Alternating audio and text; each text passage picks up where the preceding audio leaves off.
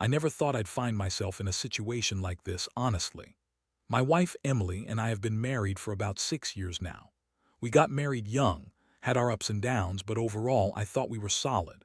She's always been a bit of a bitch, sharp-tongued, quick to dismiss my concerns, and totally convinced she's always right. But I loved her, or at least I thought I did, and I kept telling myself that she's just stressed or overwhelmed with our kids' school and her job. Things started feeling off about 2 months ago. Emily became more distant. She's always had a temper, but lately she'd snap at me over small things. She'd cancel plans last minute, and when I asked what was wrong, she'd brush me off, say I'm overreacting, that I'm paranoid.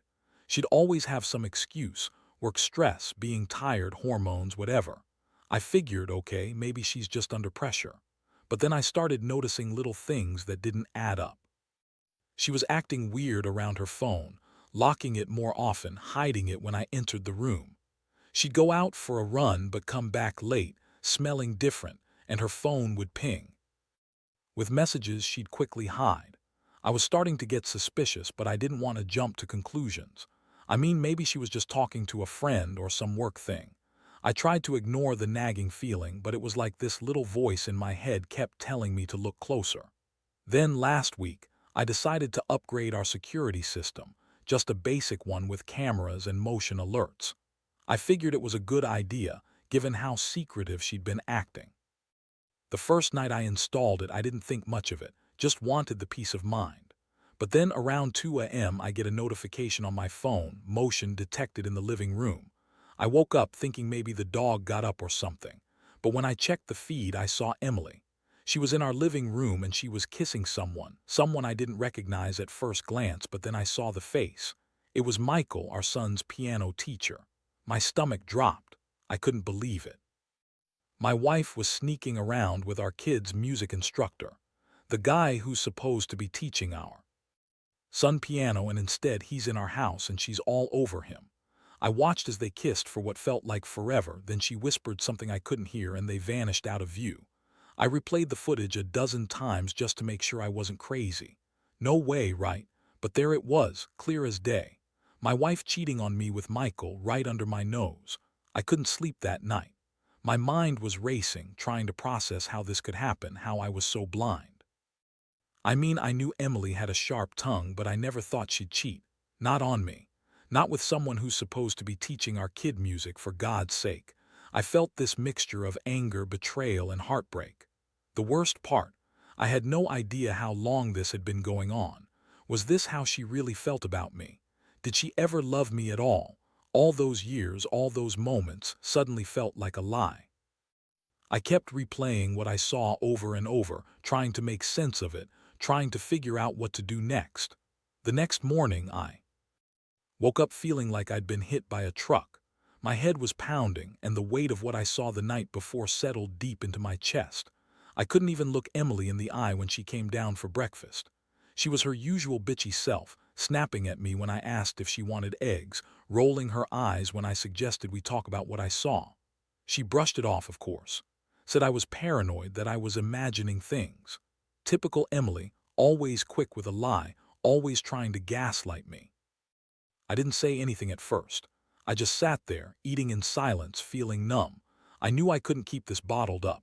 I had to confront her, but I didn't want to do it unprepared. I needed a plan.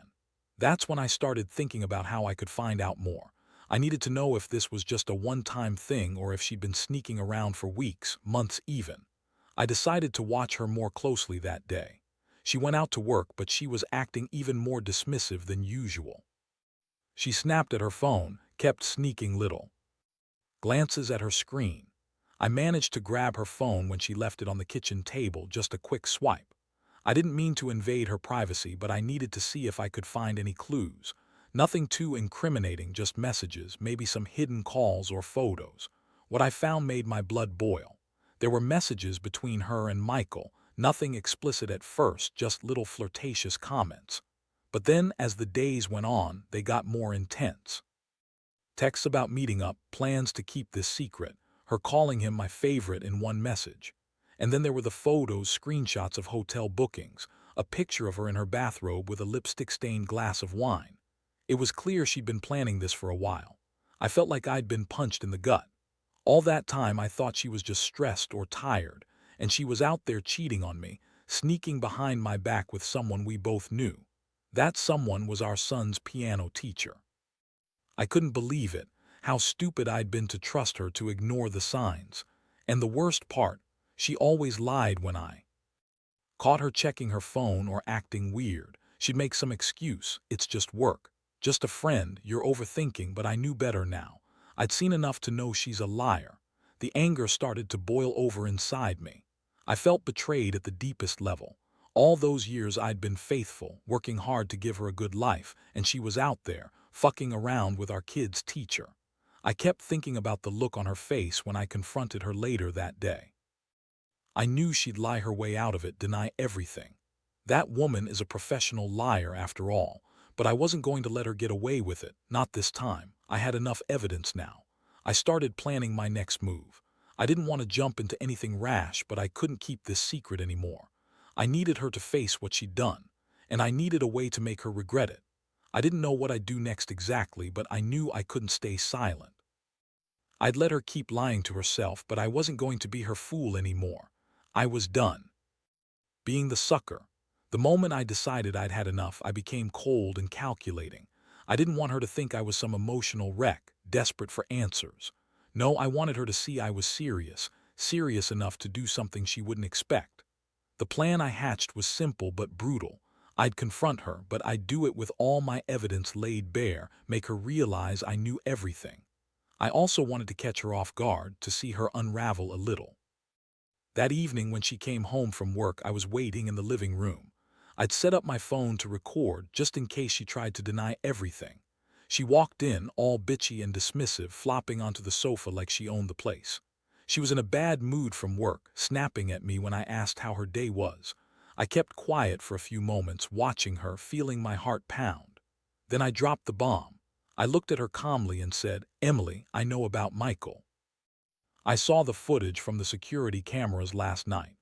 Her face instantly twisted into a mask of anger and defiance. She shot back, "What are you talking about? You're crazy. You've been spying on me."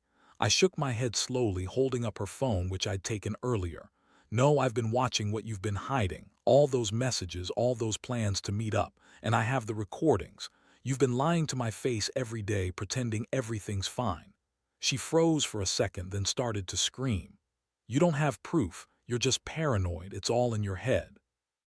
But I just kept going, showing her the screenshots I'd taken. Her face paled and her voice cracked. "That's not what it looks like. You're twisting everything. It's just sex. It's not a big deal. You're overreacting." I was furious, but I kept control. I told her I didn't care about her excuses anymore, that I'd had enough of her lies, her manipulations. I told her I was done with the bullshit, that I knew she'd been cheating for months, if not longer. I wanted her to see that I wasn't some clueless schmuck anymore. I wanted her to realize I'd been watching, catching her in her lies, and I wasn't going to be her fool anymore. Her reaction was a mix of anger, tears, and outright denial. She spat at me, called me crazy, said I was stalking her. She kept insisting it was just sex, that it meant nothing, that I was overreacting because I'm insecure. But I saw her sweat, saw her trying to come up with new lies. That's when I knew this was about her being scared, about her losing control. And honestly, that sick feeling inside me just got worse. What really cut deep was how she tried to brush it off as no big deal, like it was some trivial thing she could just wave away. As if cheating on me with someone who's supposed to be teaching our kid piano wasn't a major betrayal. She's always been a bitch about everything. I knew she'd try to spin it her way. But I didn't want her to win this round. I wanted her to know I was done with her lies.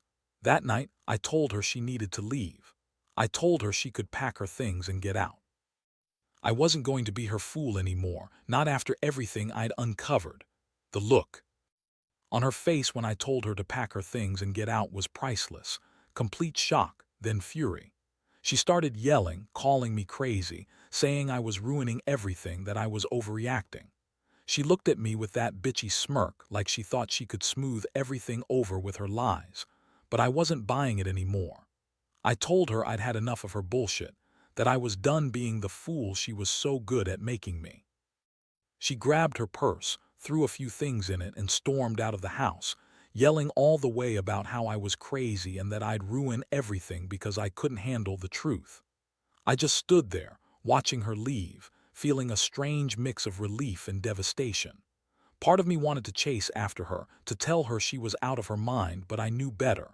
She made her bed, and now she could lie in it. After she left, I sat in the living room and stared at the mess she'd left behind, her clothes, her makeup, her stupid bitchy attitude. I felt like I'd been punched in the gut all over.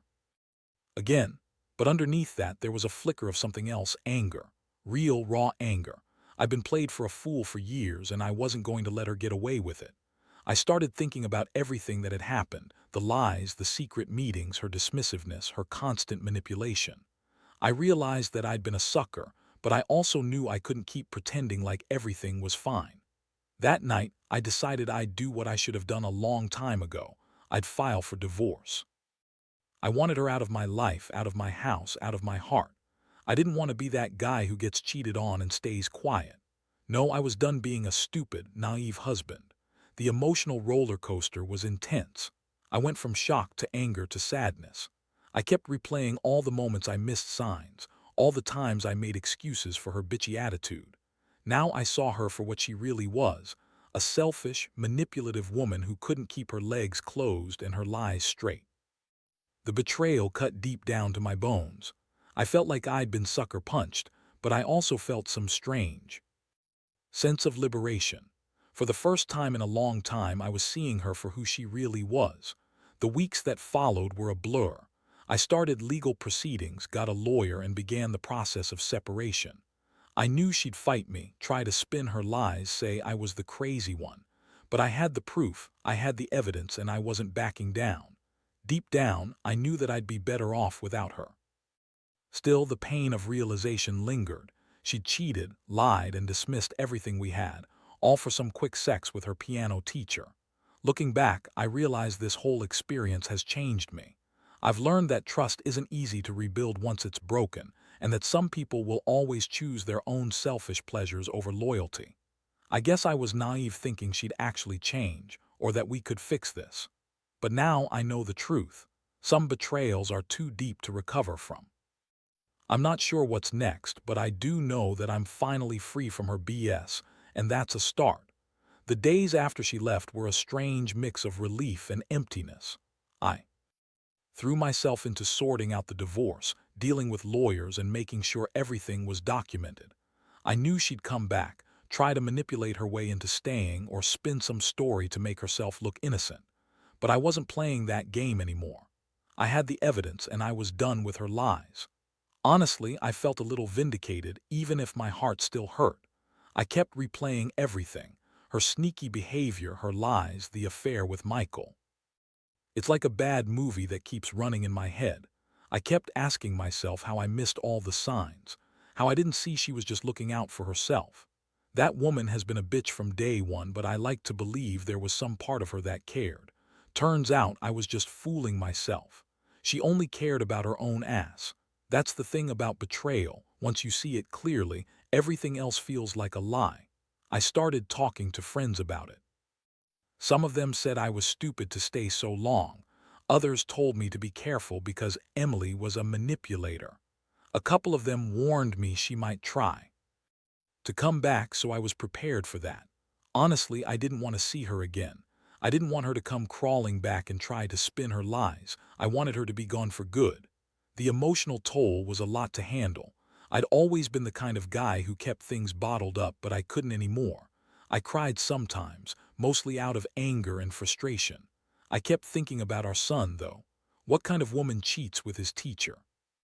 Did she even care about what kind of example she was setting?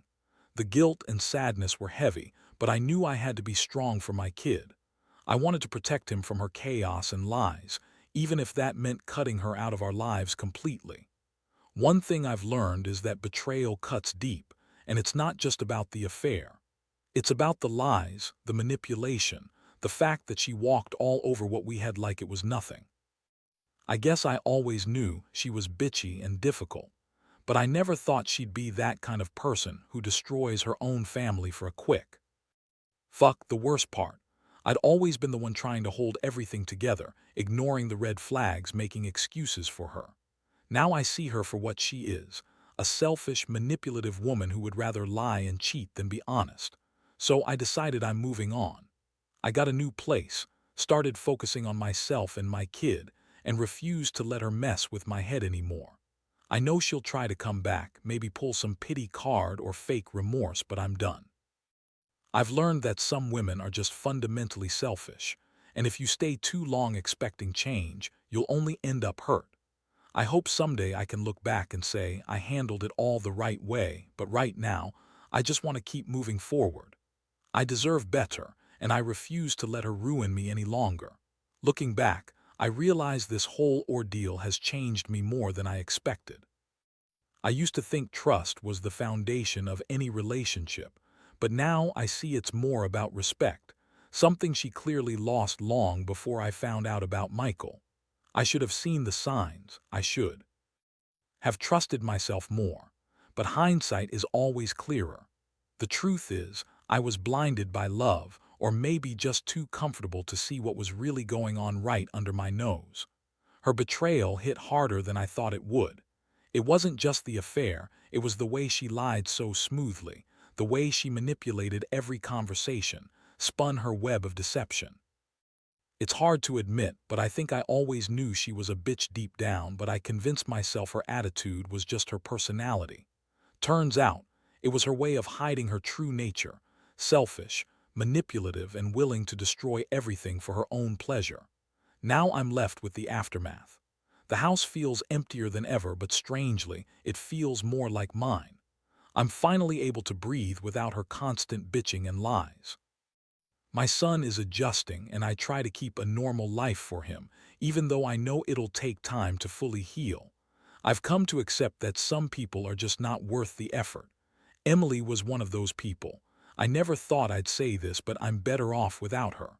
What I've learned from this experience is that you can't always fix someone who's broken their own moral code. Sometimes, the only choice is to walk away and rebuild your life. It's not easy, and it's bloody painful. But in the end, it's better than living with a liar and a cheat. I hope others out there see this and realize that no matter how much you love someone, you shouldn't settle for lies and betrayal. Because once trust is broken, it's almost impossible to mend. Better to end it before it destroys everything you care about. I'm not perfect now, but I'm on my way. I'll raise my son the right way, honest, respectful, and aware that people can surprise you, sometimes in the worst way. As for Emily, I hope she finds whatever it is she's looking for, but it sure as hell won't be with me. I've finally cut the strings, and honestly, I don't regret it. Because ultimately, I learned that revenge isn't about hurting her. It's about reclaiming myself and knowing I deserve better. That's the real victory.